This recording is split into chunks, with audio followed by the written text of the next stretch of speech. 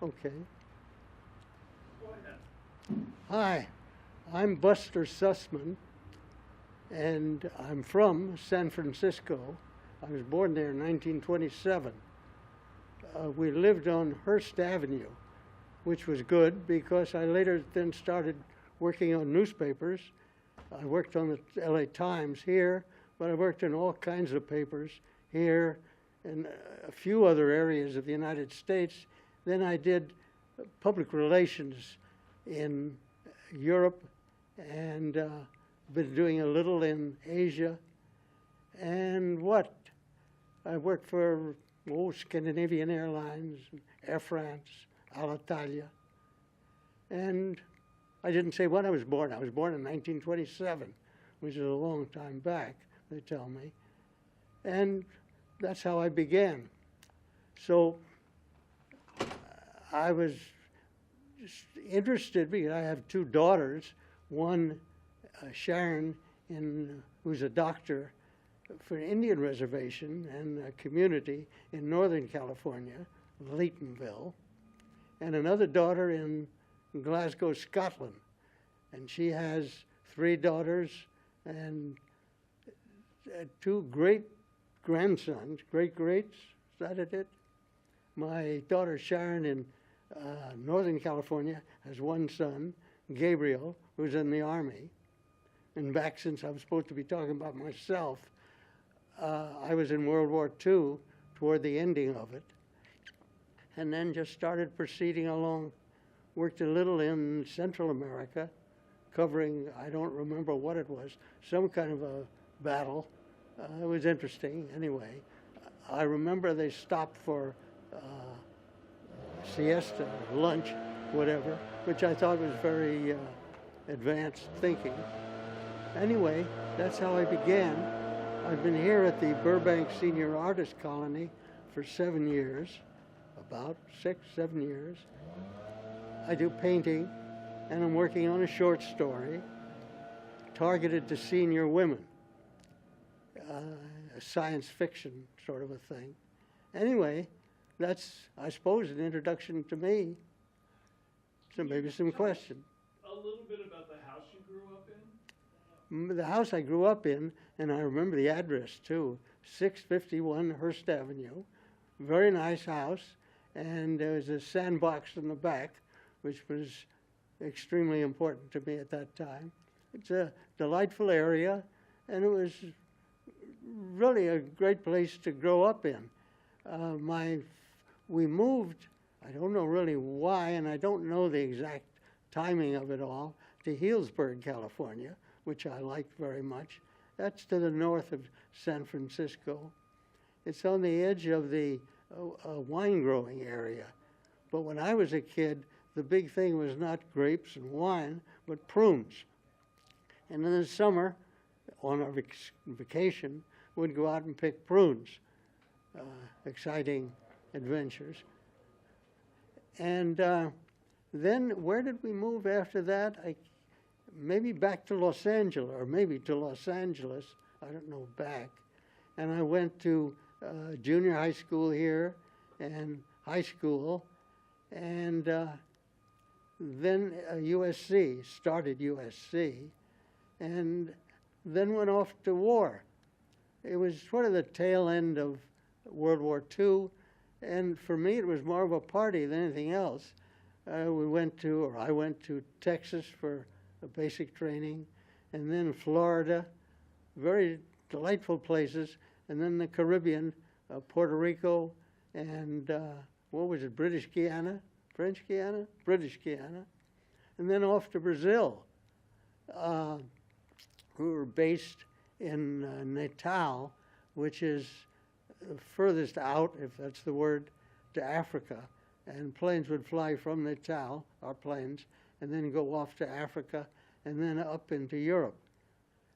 I also spent a little time in an air base in the Amazon, in the jungles, and that I enjoyed. I would go out in the woods and see things. They had monkeys and parrots, if I recall, yes, and ants. and I would follow the ants wherever they were going, and it was all very interesting.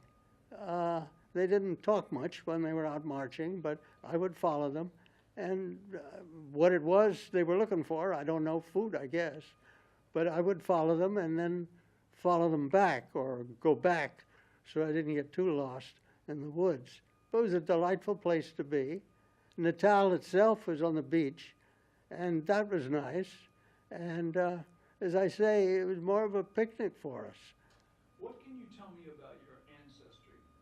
My ancestors, my father came from New Jersey. That's a long way off. His family lived in New York. Exactly where they came from, I think it was England, and from Germany, and then on back to wherever. My mother's father, I never met my mother's mother, but I met my mother's father, who at the time I grew up ran a animal purchasing place in Bell, California.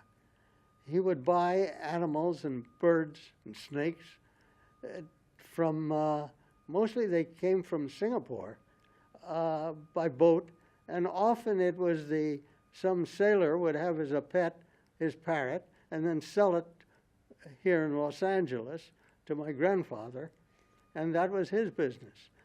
I would come down and live with him for a time. It was fascinating. When I was very young, they would put me out in the bird cages or the animal cages, and I recall thinking, I had conversations, at least thinking of it, with monkeys, and he had some chipmunks, not chipmunks, chimps, and we would talk. I thought I was talking to them. I guess they thought I was talking to them too, but they didn't know what I was saying, and I wasn't quite sure what they were saying. Wasn't quite sure, I didn't know. But anyway, I made up the stories as I went along. Some of these chimps would work in the movies, and that was the life of the people who owned the chimp. They would take it out, and it would be in some kind of a movie and taken care of like it was a little kid. The chimps were usually dressed. They get colds, evidently, so they were carefully dressed. But I recall in the cages, I thought it was most interesting, these animals, and I thought I was talking to them when I was very young. And I could have made up the stories as I got older, and I guess they could have too. Then the snakes he had, and he had some big ones. These boa constrictors. They were all very peaceful, very nice. My job was to feed them. Rats, was that I fed them? I don't really recall. Anyway, I would stuff it down their throat. They weren't too hungry and they didn't move very fast, so we sort of had to feed them. And then they would slither off. Sometimes we'd get them lost. This sort of thing did upset the neighbors of my grandfather very much. And as it turned out, later in life, I worked for one of the neighbors, or one of the sons, and he would tell me how much his family disliked the fact that they were living next to my grandfather's zoo, as he called it, because sometimes the animals would get loose, the monkeys and that sort of thing. There is the story, too, I didn't see it, that my grandmother, who worked there, too, had to go out and bring back one of the chimpanzees that got lost, or didn't get lost, went walking, and upset the neighbors. And a great crowd had settled around the chimp who was yelling at the neighbor, and the police had to come. And my grandmother then walked up to the chimpanzee, as described by people who were there, and the chimp would grab her hand, and they would march off to the cage, and the police would be standing there looking, and that was my grandfather's thing. But the other thing that would bother the neighbors, now that I recall, that he had birds and peacocks. And peacocks used to yell. They still yell, I guess. I'm not around them anymore. But when they were courting, and of course they yell pretty loud. And my neighbors, or the neighbors who were trying to sleep, I guess, or just trying to live, had to listen to this yelling, and that didn't please them too much. Grandfather, too, I recall, in the same big cages, had emus. They're, I hope I'm pronouncing it right, like, what am I saying, ostriches. They made noises, but not as much as the peacocks. But they would go around and frighten the neighbors, although the emus were in the cage. Big birds, big ones. Anyway, that was my life with my grandfather. Let's talk about some of your personal preferences. What would be your perfect meal? Well, my perfect meal now is a lot less than when I was a kid. My perfect meal now is pretty small now that I'm getting old. Before I came here, I was looking at banana. That was a big thing. But I like salads. I'm deep into salads. And so when I go out on a date or whatever, it's a salad that I order. Chopped chicken, it's got to be chopped. I have Parkinson's disease, which causes a tremor. And I have trouble eating or putting my fork where my fork's supposed to go. So I have the restaurant chop everything, and I eat with a big spoon. And so much for my Parkinson's. Who was the most famous person you ever met? Most famous person I ever met.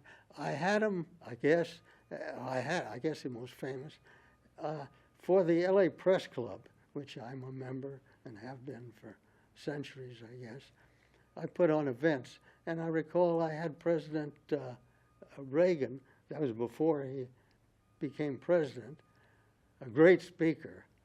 You hand him just a little couple of cards so he knows where he is and who the president of the press club is and little things, and he would speak for as long as you'd tell him to speak, suggested it.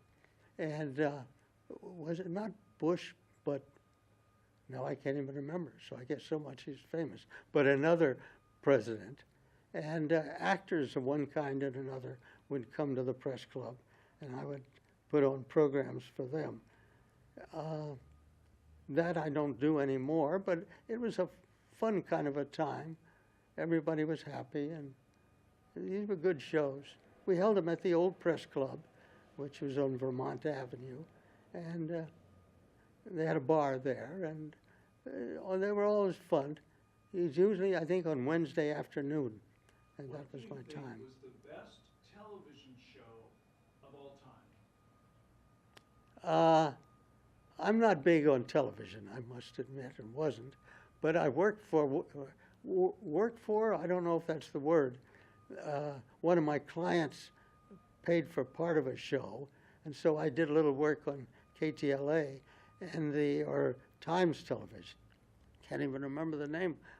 When you work for enough different places as I have, you can't really remember the name of the place you worked for after years. But it was my shows, and there was one series of shows filmed in Los Angeles, and I can't remember it down, but they had cowboy songs and one thing and another, and I enjoyed them, but I was watching them from the auditorium, or where would you call it? What was the most shocking news story you ever heard on the radio or on television or in the newspaper that shocked you the most? I can't think of the one that shocked me the most. So What that's, do you hope your children become? well, my children already have become. In fact, my daughter, Debbie, who's in Scotland, has kids of her own. Well, both of them do. And but Debbie's kids have kids. So greats I have. My daughter Sharon has a son Gabriel, who's in the Army now. So my children have children, so they have become. They're getting ready to retire, or could. Both of them could. Describe a family tradition that you remember fondly. Well, these are religious dinners, Seder dinners, and that I remember. And because the family would assemble, and it was a party. We took it that way. If you could travel anywhere for free, where would you go? Well, right now, anywhere I would go would be Scotland, where my daughter is. I like Glasgow, and I like Edinburgh. And then I also, I must admit, like London. Love to go walking around the shops. But I like Paris, and that would be another wonderful trip. Now, I traveled also to Israel and enjoyed Jerusalem. But that whole area I liked. Name a few of your habits that annoy other people. Probably sometimes I talk too much. That probably annoy everyone, but not everyone but me, of course. What political leader, living or dead, did you most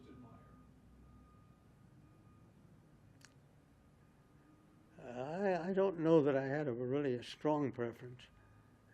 I did admire Reagan, not from a political viewpoint, because he would mix with people. I had, at the events I had him at, he went around, shook hands with everybody and talked, and he was just a delightful guy to have around, really.